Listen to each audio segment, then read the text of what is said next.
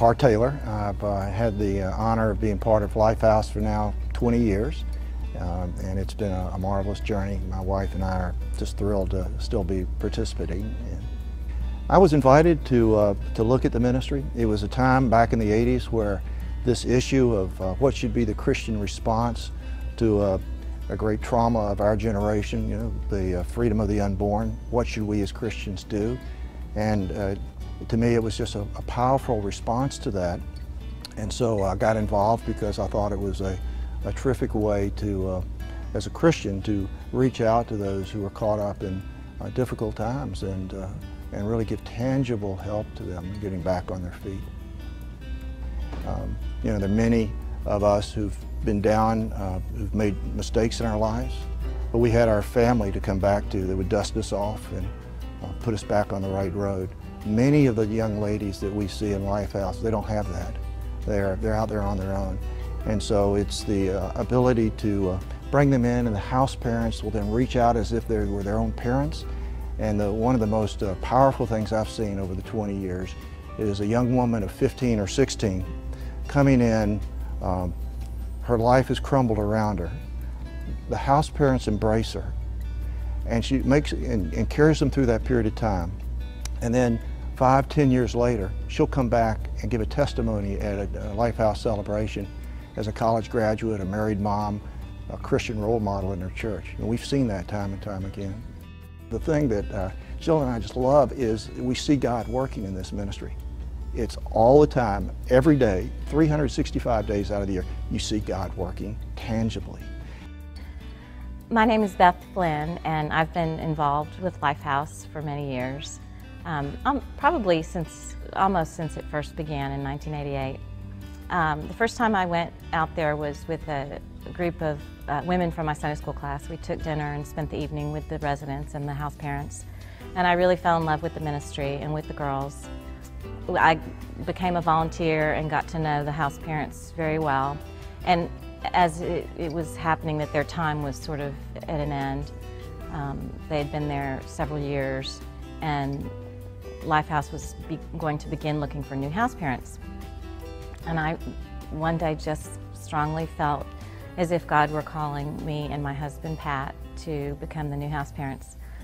There were years during Lifehouse's course where we weren't sure how the bills were going to get paid for the next month, but God provided, kept sending people and resources and finances so that the ministry could go on and we could keep serving young women in need.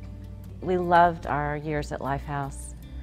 It was a really amazing time in our lives, in the lives of our children, and we just felt very, very blessed and privileged to be able to serve there. Lifehouse became a part of my life and part of my heart, and it's been there ever since. I think I'll always be involved in some way. My name is Bruce Matthews. I played in the NFL with the Houston Oilers and Tennessee Titans for 19 seasons. Greg Headington discipled me and kind of led me to the Lord when I came to the Oilers back in 1983, and he always talked about this ministry called Lifehouse. And I heard a lot about it and finally got to go over and visit the facility back in the early 90s. And I was very impressed with how the love of Jesus Christ was modeled to these mothers, and just greatly amazed at the great things being done there. And my wife and I became financial backers of Lifehouse. The greatest gift that God gives us is life, and we need to protect and do everything in our power to keep the sanctity of life special and at the forefront. Hi, my name's Elaine Reed, and this is my son Christopher Reed. I had a difficult life before I came to Lifehouse. My mother had passed away when I was young, and I'd grown up with my alcoholic father. I'd found myself looking for love in all the wrong places, and that is how I ended up in the relationship that brought me to my crisis pregnancy. I was all alone, I wasn't supported, I didn't have any family, but there was someone out there who knew that I needed the Lord in my life, and they brought me to Lifehouse. While I was there, I felt for the first time what a real mother and father felt like. I came to know Jesus Christ as my Lord and Savior, and I was baptized Easter Sunday, 1994. At Lifehouse, I learned so many things. I learned that I had to get along. That was the first thing, that I wasn't in charge of my life anymore, that I had to surrender.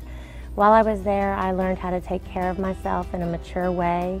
I took parenting classes, I took financial classes, I learned how to cook, take care of my cleaning like I needed to. I learned how to communicate with people, even when I was upset.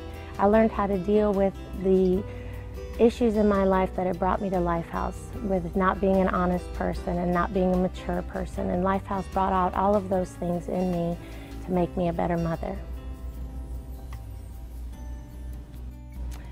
My stay at Lifehouse has never ended. I still attend a church that supports Lifehouse. I still call and visit my house parents that were at Lifehouse when I lived there, and here I am 15 years later speaking on behalf of Lifehouse.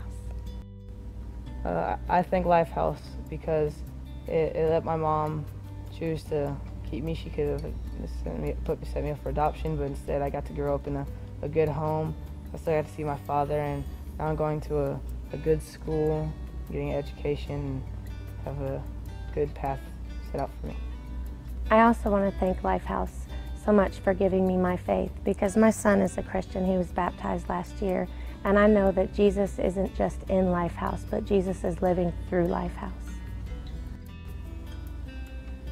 We hope that you support Lifehouse, because Lifehouse is saving lives 2 at a time.